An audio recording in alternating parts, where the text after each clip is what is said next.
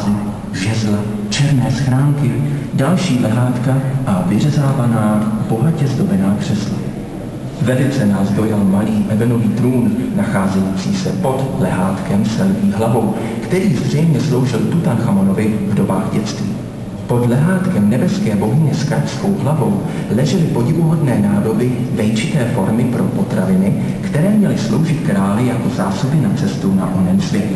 Co jsme ale spatřili pod lehátkem s hroší hlavou, nám přímo vyrazilo dech. Byl to honosný, pozlacený trůn krále. V levém rohu ležela hromada zlatavě se třpitících dílů z rozebraného slavnostního vozu. Vykradači hrobů se pravděpodobně snažili za velkého spěchu odtrhnout pozlacené kování a postupovali přitom poněkud bezohledně. U pravé stěny jsme objevili 2 sochy krále v životní velikosti, černou a zlatou. Hlídali průchod k další síni. Napadlo nás, zda i tam najdeme zkázonosné dílo vykradačů hrobek.